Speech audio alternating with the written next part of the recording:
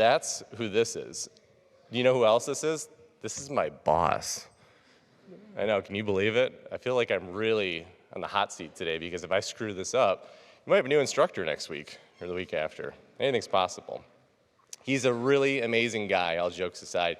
He came up north of the state line from Indiana many moons ago to attend the University of Michigan as an undergrad. Kind of did well, kind of liked it, thought he'd stick around, opted to do his master's here, thinking, okay, I'm going to leave Ann Arbor after that and go explore the world and do my thing. Then he stayed again to get his PhD. Didn't just get his PhD in anything. This is 1990. He's learning about AI, machine learning, computer vision at a time when who else is doing that, right? Like looking out way ahead of the curve, beyond the horizon. He did, though, escape the domestic boundaries a little bit and did a short stint in Germany after he sold his first company. And he'll talk to us a little bit, hopefully, about that experience. After he has served extensively in almost every role you can imagine in the private sector, being a founder, CEO, the operator, the CTO, so on, he now has left that sector to come serve the University of Michigan, his alma mater, your home, my place of employment, and my home as well. He's a great guy. After 30 years of experience in building companies, founding companies, turning around companies, working with VC firms on getting those companies profitable again, he now is coming to this role to disseminate that knowledge at scale to you, me, and the rest of the alumni population. Please, please, please help me welcome Kurt Skifstad.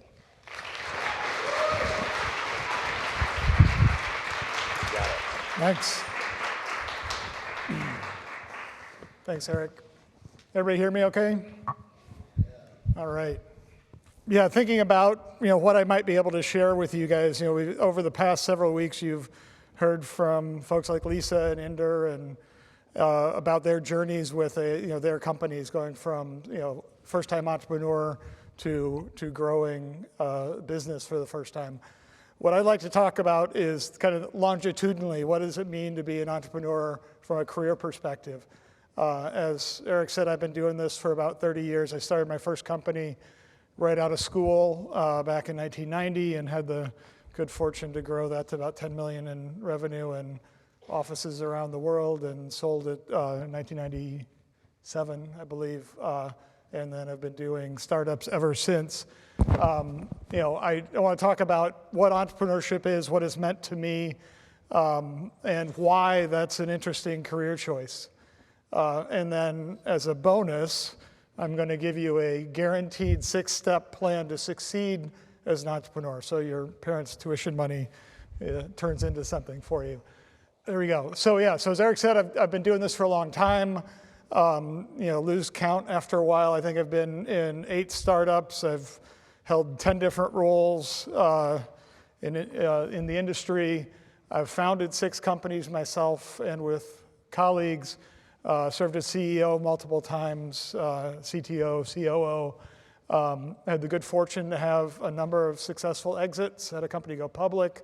I've created craters that you can see from outer space as well. Spent a lot of other people's money. And raised a bunch of venture capital. Tried to count it. There's just been so many, it kind of all blends together over the years. Most recently, I've been doing turnarounds. Got relationships with folks in the venture industry, and I come in and see if we can salvage distressed assets that have lost their way. I've been an entrepreneur in residence. I have advisory roles, board roles, et cetera. So short as I've been doing this for a while. This is an example, samples of the kinds of things I've done. I'm a software guy.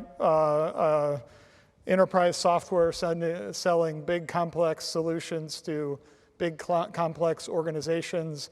First company, you see the Mazda Miata there, we ended up in the design studios of I think 30 of the 35 OEM car manufacturers, design software, and then did manufacturing simulation, did ergonomic simulation, did some early VR stuff in the late 90s. Most recently was in healthcare doing big data analytics to drive outcomes, better outcomes for patients. Had a search startup because everybody my age had to have at least one search startup. and a collaboration platform, very similar to Slack, but before Slack existed. So lots of different things, all software, all innovation-driven entrepreneurship. As you'll get to know me, hopefully over the, those of you who are going to be around for a while, I'll be here. A big fan of semantics, and always kind of start with this quote is, one of our most famous alumni here at the university is, you need to make sure you know what you're talking about. Entrepreneurship is a big subject. It is a 5-syllable word. It's hard to understand what it means, and it means a lot of different things to a lot of different people. So let's start with what that is. One of my favorite definitions comes from Howard Stevenson at HBS. It talks about entrepreneurship being the pursuit of opportunity beyond resources controlled. And I think this is a wonderful, if very academic definition. It speaks to the aspirational nature of entrepreneurship, trying to create something, even though you maybe don't control all the resources to make it happen. And kind of the corollary here is an entrepreneur is somebody who motivates people and resources to achieve a goal. And that's important to me and here at the center to have this kind of what I call the big tent definition of entrepreneurship. It's not just about starting a company. Of course, that is kind of the canonical example. That is the most pure example of entrepreneurship. But you can be entrepreneurial in a different context. You can be entrepreneurial in a nonprofit, a global charity, or within a larger organization. Entrepreneurship is a term often used, not one that I love, but somebody who steps up and takes ownership of driving an outcome, marshaling the resources required to get there. So kind of with that in mind, let's start with why you should consider entrepreneurship as a career path or something to aspire to become an entrepreneurial leader. Not going to talk about Simon Sinek today. I hope you guys have heard that name before. A lot of great content out there, a lot of my favorite talks about how you motivate customers, how you motivate people to make decisions in your favor entrepreneurially. But let's talk why be an entrepreneur. And this is my very simplistic example of the entrepreneurial journey here. You start a company, you sell it, and you make lots of money, right? That's the canonical. That's when I came through campus several months ago with my son, who was part of the admitted students tour. The tour guide said, "Yeah, over there in the Duderstadt Center, that's where you go if you're going to start companies and want to get rich." Right? The entrepreneurial journey, you launch a company and you sell it and you get rich, right? The cake is a lie. So this is the first thing to understand about entrepreneurship is, the promise of riches and the promise of world fame and fortune isn't the reality for the vast majority of folks. And some of the other folks who've been up here talked about, Inder talked about, the 4 near-death experiences. Most companies fail. Most ventures do not get off the ground. Most ventures do not drive financial return for their investors, right? And if you talk about that wonderful Hollywood example of the startup to giant exit, that never happens either. A good result usually looks something like this. There's a lot of machinations along the way. Even with Inder's company, he talked about the near-death experiences. Lisa, several weeks ago, talked about the challenges of 450 pitches or something she had to do before Work.it got off the ground. This is not a linear process, and it's certainly not a guaranteed process. So why do it then? If most ventures fail, and those that succeed are profoundly complex, why choose this path? And I would argue that it is the path is why you do it. And we'll talk about that in more detail shortly. And I don't want to be all, kumbaya, life's all about the journey, because life actually is all about the journey. But, there is cake, and the cake is freaking awesome. just so you know.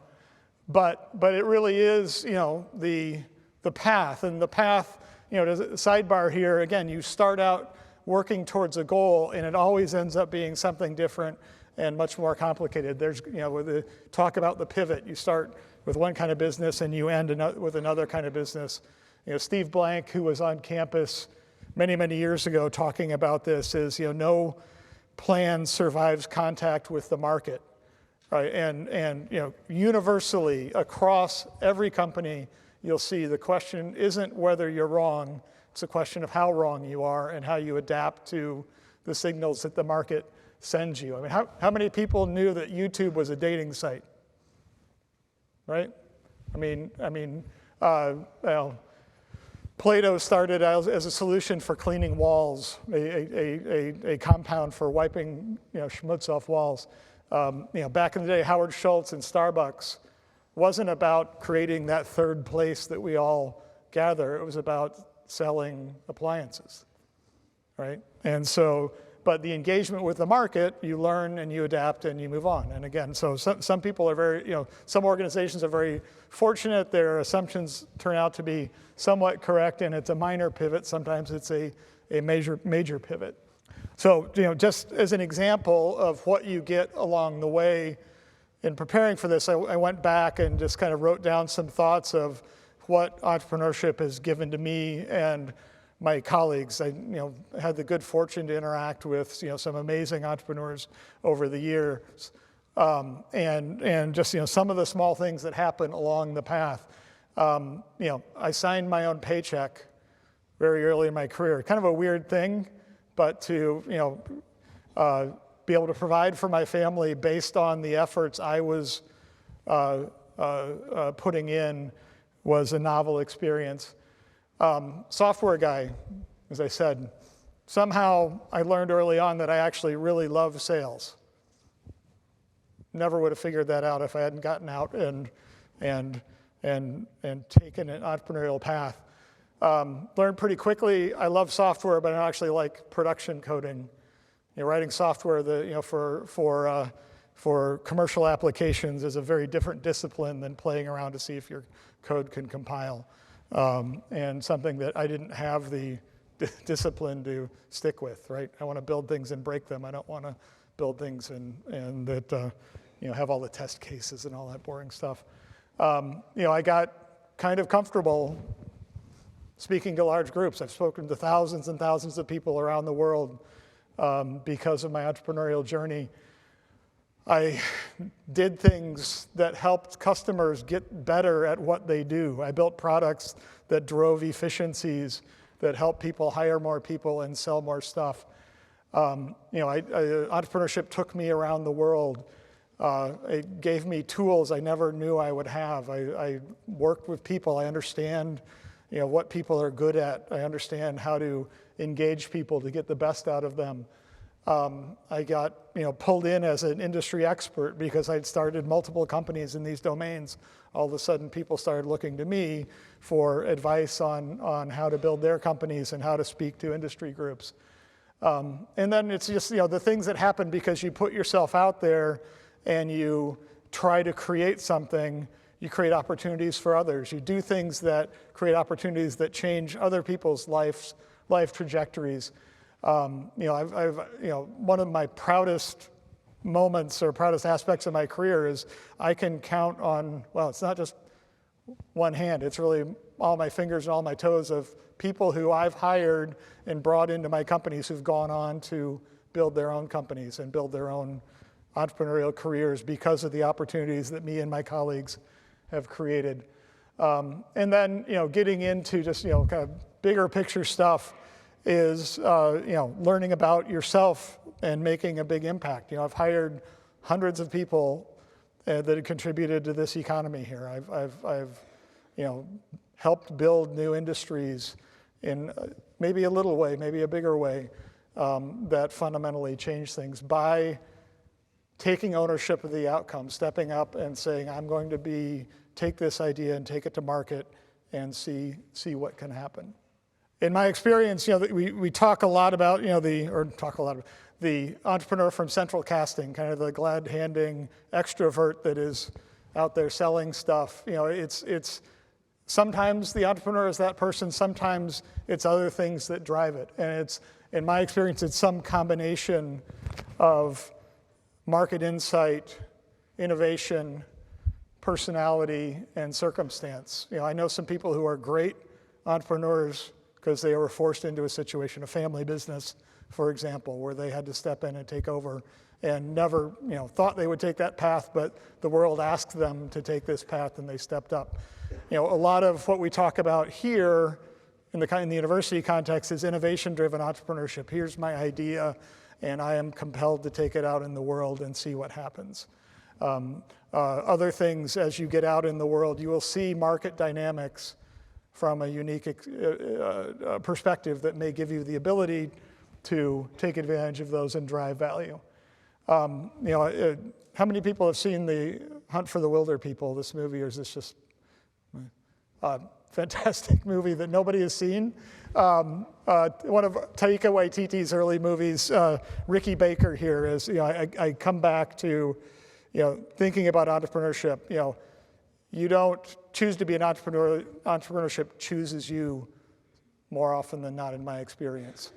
And the last line here is one of my greatest mentors early on, who's a very, very senior early person at Microsoft. There's no such thing as a failed entrepreneur. There are failed ventures, of course, but putting yourself out there and trying to drive value for yourself and others always results in positive growth. So with that in mind, what is entrepreneurship? Why consider entrepreneurship? I'm going to de-risk it completely for you here and give you the guaranteed 6-step program to entrepreneurial success. I'm good. All right. Number 1, you will only maximize your success if you know who you are.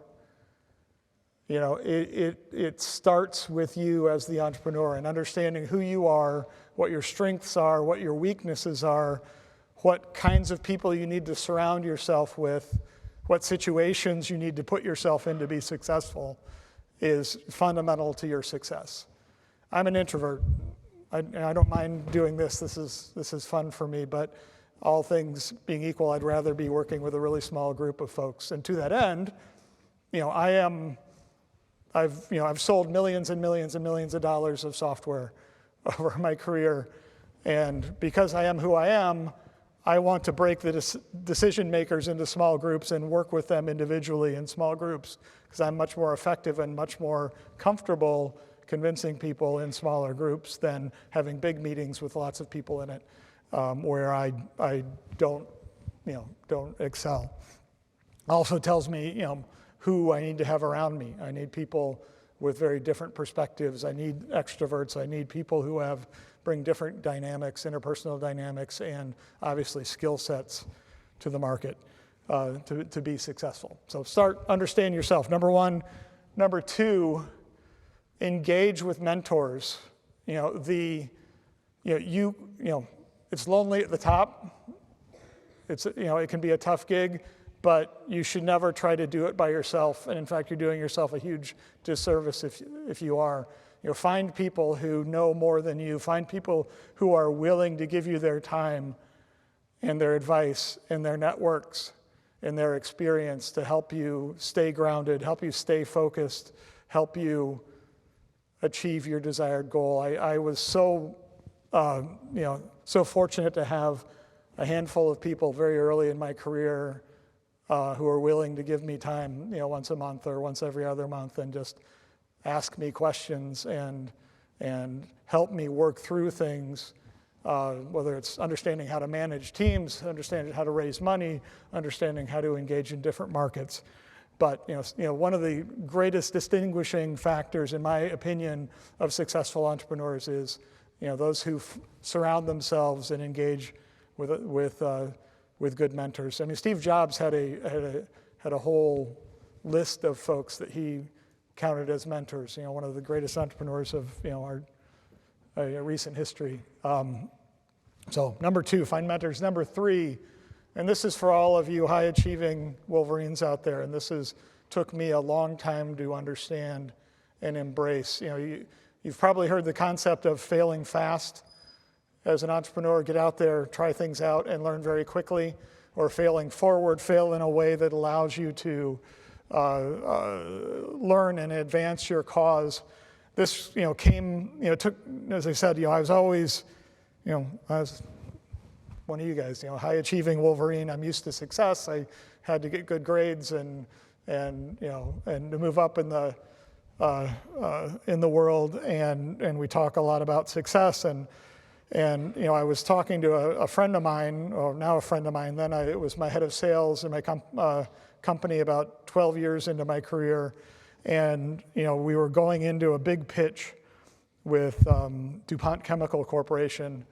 And I said something like, as long as we don't hear no from them, we're good. And my friend Jack says, no, I want to hear no. I want to get shut down. And that really set me back. And the reason you want to hear no is if you don't get to know the answer no, you don't know what you have, right? As humans, we want to please people. We want to engage in positive discourse. We want to, have meetings we come out of that everybody's happy and had a good time. But if you don't get to know, we can't afford that, we can't pay that price for it, we can't launch in that time frame, that functionality is not important to us, we don't have the urgency to move forward on this, you're never going to really understand what you have. And this is, I put this on the list of all the entrepreneurs I advise, learn to love no, because no tells you what you have. Right? Of course you don't want to fail and do stupid things, but getting to the end of the possible is the only way you can know you're maximizing your outcome, right? Last thing you want is to put $1 million proposal on a customer's desk and have them say yes, right?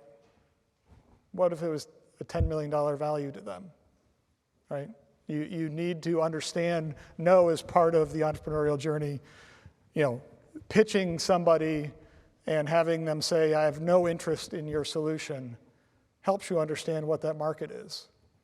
Or larger scale things. My last company, we did a turnaround in the healthcare space, and based on everything we had, we spun up a sales force, a small sales force, about 5 people, distributed around the country to try to push a new product into a new channel.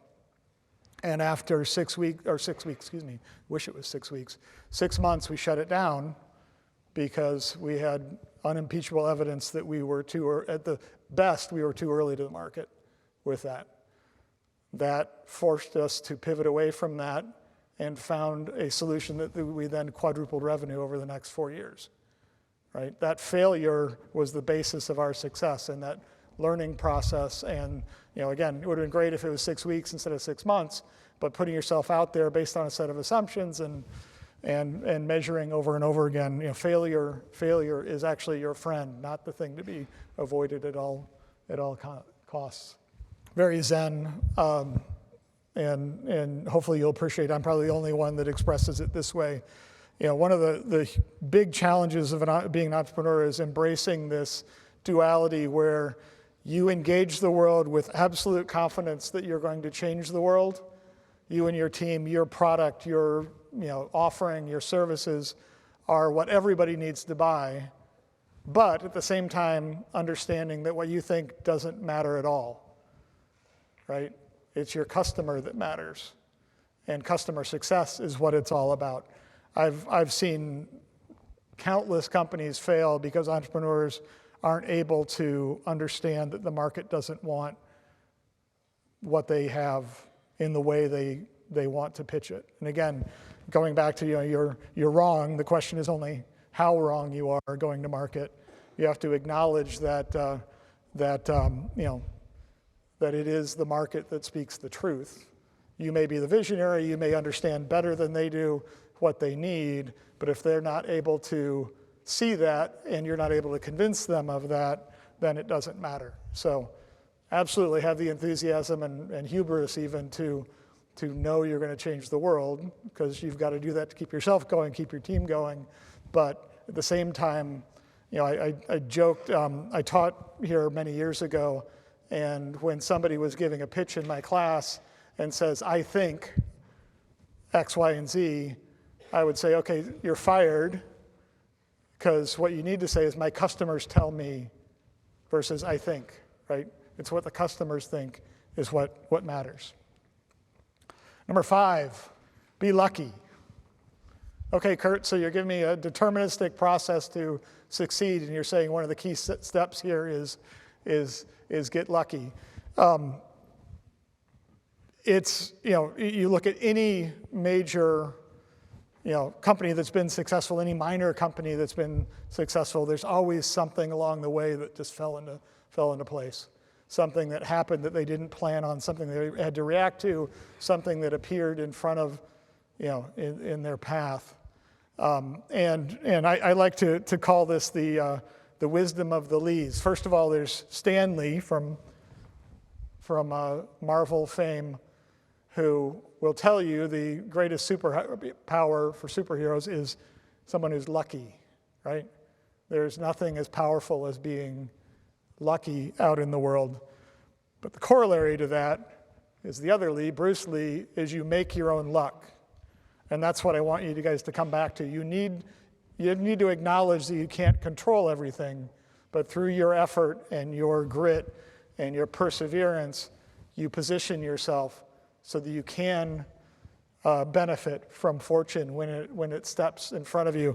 The Michigan corollary to that is our mild-mannered coach, here. And one of the greatest entrepreneurial lessons out there is, nothing happens in this world that you don't make happen. And if you're not engaging as an entrepreneur in a way, with this relentless pursuit of value for your customers, for your team, for your stakeholders, you're not going to position yourself for a fortune to happen. My first company, we sold because one of our competitors got bought. And that created a dynamic in the market where one of the major enterprise vendors was concerned about their positioning versus the competition, and we were the logical acquisition target. We ended up getting acquired for a lot more than our competitor got acquired for because of this market dynamic. Fortune, right? We had positioned ourselves as one of the top solutions in the world. We had, like I said, we were in all the major automotive OEMs. We were, approved vendors, at Ford and GM and Chrysler and BMW and Daimler, et cetera, et cetera. So we were in the list because we busted our asses for 6 years, creating this global distribution and massive customer success. But one thing led to another, and our competition got bought. That triggered a set of market dynamics that we had no control over, but we were positioned to benefit from in a very nice way. Last one. Anchor yourself to culture and stage. Talk a lot about culture. You hear this from probably everybody that's talked to you this semester. Culture is the one thing you control: who you hire, how you hold each other accountable, how you engage with your customers, how you engage with the market. Be relentless in the cultivation of the culture of your organization. And at the end of the day, that is the only thing you can control. You can't control market dynamics. You can't control customer and competitive behavior. What you control is who you are and how you engage the world, and that will maximize your likelihood of success. Second part of that is stage. Stage tells you the stage of your company. Are you proof of concept? Are you early growth? Are you trying to crack through to the late majority? Are you trying to solve the growth equation? That tells you what you need to do. There's a lot of noise. There's a lot of pressures. When you're trying to prove your economic model, you don't need to prove that you can create product. When you're trying to prove that you can create product, you don't need to prove you can scale sales. And the stage gives you, the next objective in what your company needs to achieve. And of course, you start these things, and I want to build a company that scales to massive global revenue. That's wonderful, but you have limited time, limited resources, and limited ability to focus on that next thing as quickly as you can. Fail quickly, fail fast, move it forward. But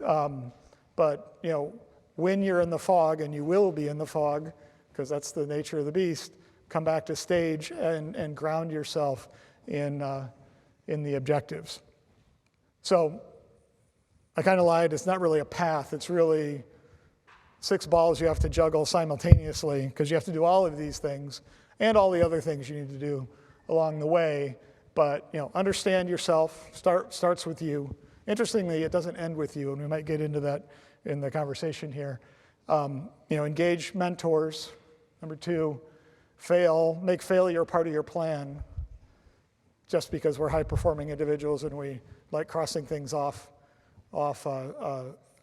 lists, but understand, the world isn't going to be all rainbows and unicorns, and use failure as a way to improve the next result. Maintain the duality of your confidence in what you're going to do, but also have the humility to listen to your customers and your markets, to what they really want. Create your luck and anchor yourself to culture and stage. Okay, so guaranteed 6 steps to success. I'm not so naive as to stand here and tell you you're guaranteed success. The reality is there are no guarantees in life, right?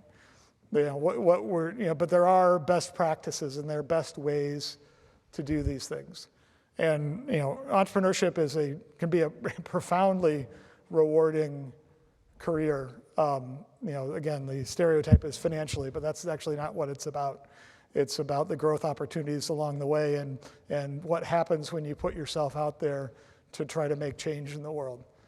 And at the end of it, if it's not you guys who's going to do it, then who is, right? If it's not you, who's going to drive the change? Who's going to raise their hand and say, I'm going to make this happen, create value for yourself, for your families, for your stakeholders, for your partners, for your investors, and for the markets? And at the end of it, the cake is pretty freaking awesome. So that's what I have to say. The cake is worth it. The cake is worth it. Yeah. It's great. I'm going to preemptively announce that I'm going to cut into student questions a little bit today, because we have the benefit of having our speaker all the time on the 3rd floor of the CFE, happy to answer student questions. Yeah, please, if you have questions or thoughts or whatever, please come up and hit me up. Find me on email or LinkedIn or whatever. It's free coffee. It's my job, right? And that's why I'm here. I'm here to help you guys. So I will answer your questions all day long, even though we're short on time today. Why did you come here to do that? Why did you leave a private sector career where you're doing various amazing roles with various amazing companies to come to the public sector and the university? So it's a great question, because the university is very different than my life for the past 30 years. But one of the things that became very clear as I was taking time off after my last gig, one of the things that I really enjoyed about my previous kind of 3 or 4 engagements was developing talent and bringing people up in their careers and giving them opportunities to grow, and building organizations that allowed people to, kind of become their best selves. And, interesting kind of side note is, early in my career, I was very much about the technology and the product, and how great that was going to be to change the world. And certainly as I've had more experience and more opportunities, it was about teams and people. And one of the things that I saw about this opportunity was a way to kind of give back at scale and help folks like yourselves, understand career choices and opportunities in a way that was really compelling. I love entrepreneurship, as I shared. It's been doing it for 30 some years now, and it has been an amazing experience for me. And I just thought this would be a great way to evangelize and give back and have some fun teaching and working with you guys. Well, happy to have you here doing it. When you're thinking back to the idea of this being compelling and the opportunity to kind of give back at scale, kind of going off of that notion, when you're a student and then you're thinking about launching that first company, what was it that compelled you to do that? Was it a person? Was it an advisor? Was it the opportunity itself? What was it that was so compelling that you threw yourself into it? And thinking about that to the audience of students who might be tepid to kind of go all in. Yeah, it's interesting. I was not thinking about starting a company when I was here. I was, as Eric said, I got my PhD here. I was absolutely on the academic track. I was going to be a professor. That was my goal. Early on in my graduate work, I realized that I really didn't want to be a professor, that I wanted to be out in the world building things that people used. And I knew that, but I didn't know, what that meant. And I was looking at some earlier stage companies as they were doing some, things that were very interesting to me as potential job opportunities after I graduated. But in all honesty, my entrepreneurial opportunity came when my thesis advisor sat me down and said, Kurt, do you want to start a company? And as a good grad student, my answer was, yes, sir. And then, we started, thinking about it and working on that and got very excited about it. So, he actually, I'm still very close to him, and we were talking, actually last week, and we were talking about this role and how much fun I'm having, and he said, that I've always been entrepreneurial, and I think I probably have, but I just didn't know it. I didn't know, it wasn't a path that was available to us. When I graduated from here, you went and worked for GE or GM or Ford or Boeing, and you worked there for the rest of your life. That was the path. And faculty not only weren't involved in startups, they were actively discouraged to be in startups. And so in my first company, I wrote the software and ran the company because my advisor was kind of, a stealth engagement there. And so it was an opportunity. It was an easy opportunity. As a grad student, it was an area that I was really passionate about.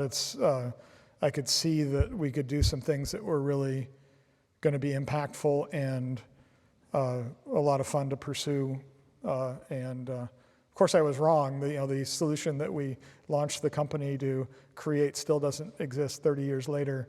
But we got out in the market and learned and pivoted and adapted the solution and went on to have, we're fortunate to have a lot of success.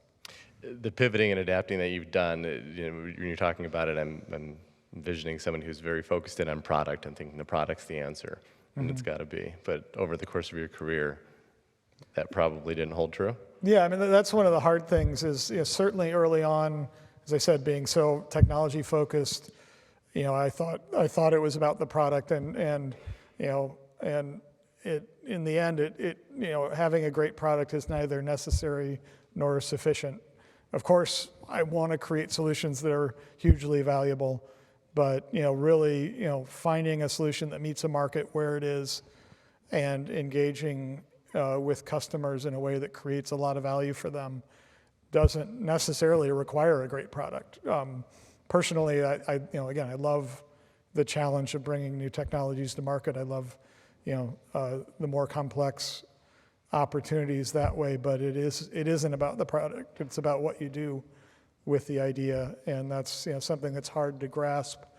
It was hard to grasp for me certainly, and I've certainly seen that as entrepreneurs get wedded to the idea, and it's not the idea; it's what you do with it. In my experience, not just wedded to the idea, but wedded to the notion that they solely have to be at the helm of the company. Right. How has that played out? And that's the other dynamic. And I was joking with Eric. I've gotten into some arguments with some of my friends over at Ross about this, but the reality is your job as an entrepreneur more often than not is to replace yourself. So you replace yourself early on. Say it's you and 3 other people. You replace yourself building product or executing the sales model or whatever. But at some point, it is more often than not the case. If you're successful, it will be better for somebody else to be leading the company into the next stage. And most of my career, actually all my career has been in the venture-backed companies, and I've been on the other side of the table as well.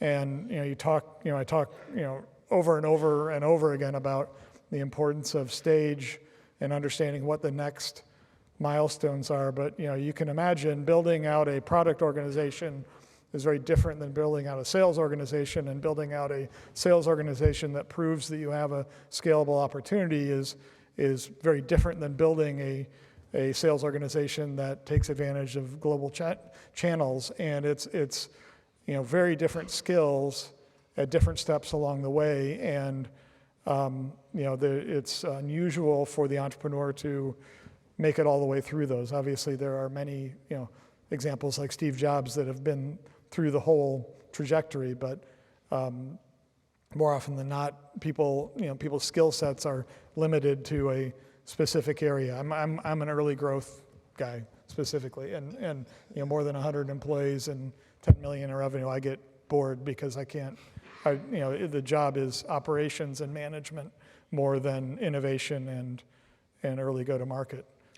Having hired a ton of people for these early stage companies along the way in all different types of roles, what themes, what patterns have you picked up that if you were to distill the information for the students about how to create a competitive advantage for themselves in their early stage career, what are those themes? What are the things that you end up hiring on?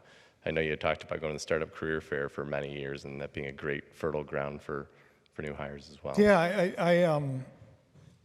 as you're asking that, I thought of the comment that Inder Singh made last week is, look for people who are, early on especially. I mean, nothing kills an early stage company like a bad hire. So it's not, you need to have the skill set, but the enthusiasm and the passion for what the company is doing. And I think Inder's number one point of his 4 points was, it's got to be something you're willing to spend 10 years of your life on. And kind of the corollary to that is, I would hire enthusiasm over skill any day. And that's, because again, it's not, at the end, it's about what you do with the idea and how you engage and how you go create value.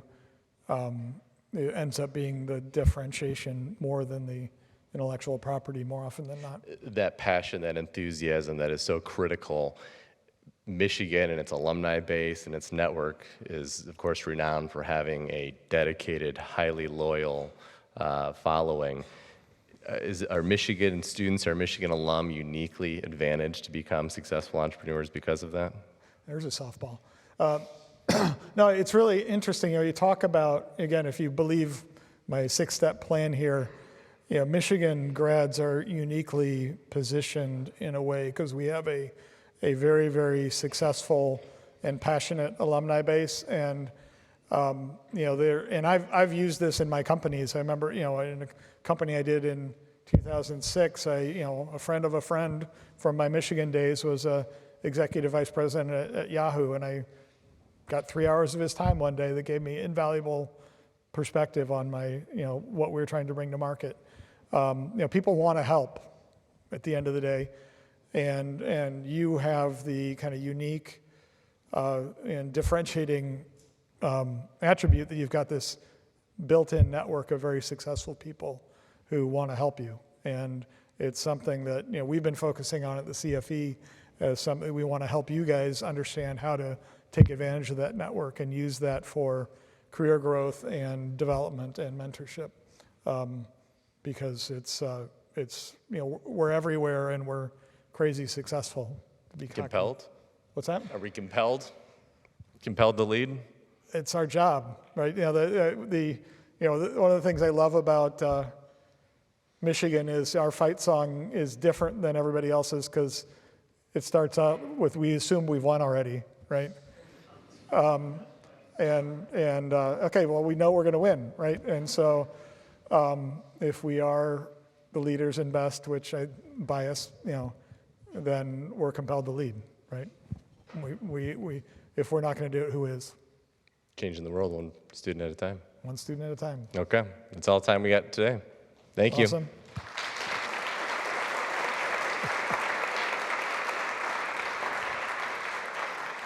Remember, no class next week.